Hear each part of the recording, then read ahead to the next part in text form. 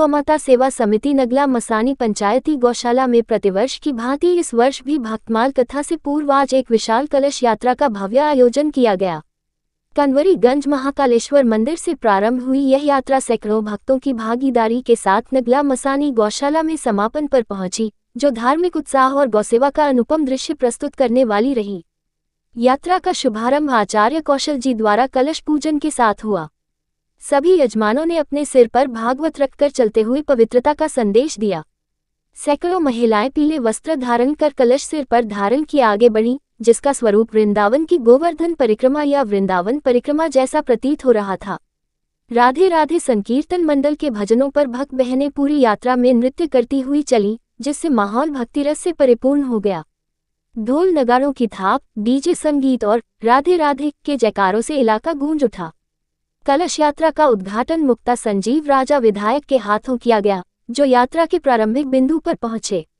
यात्रा का मार्ग कनवरीगंज बाजार, कटरा मोहल्ला, महावीरगंज, खुड़ियाबाग, लकड़ी की टाल, देहली गेट होते हुए गौशाला तक रहा।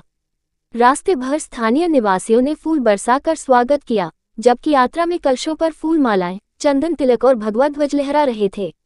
समिति अध्यक्ष कृष्णा गुप्ता ने बताया कि यह यात्रा 4 दिसंबर से प्रारंभ हो रही भक्तमाल कथा का प्रथम चरण है, जो 10 दिसंबर तक चलेगी।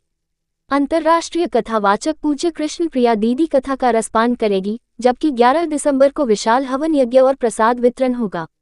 संयोजक लक्ष्मी नारायण ने कहा, गौशाला में 600 से अधिक गोवंश हैं, जिनका संचालन जन सहयोग पर आधारित है।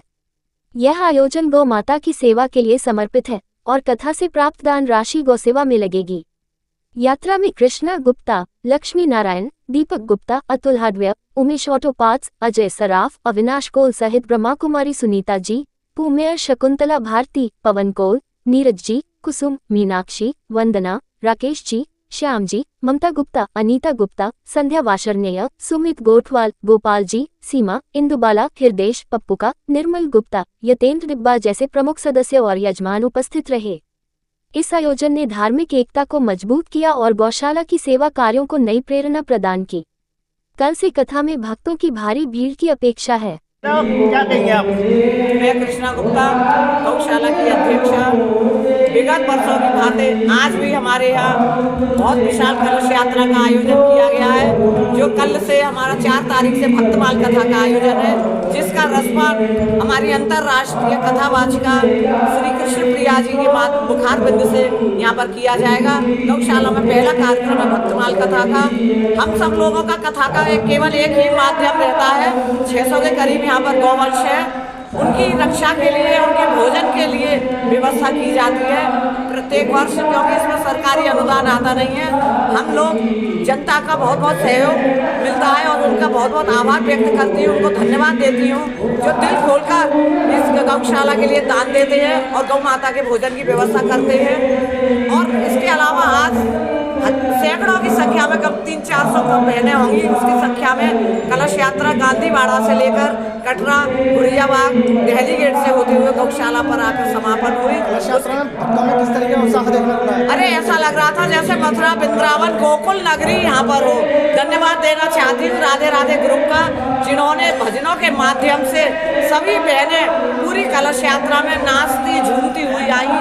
तो ऐसा लग रहा था पीठ बस में जैसे कन्हैया जी बिल्कुल राधा रानी यहाँ पर आ गए हों, बस गए हों, उसी तरह का वातावरण हमारा मथुरा में। किस तरह की अपील करेंगे शहरवासियों से आप?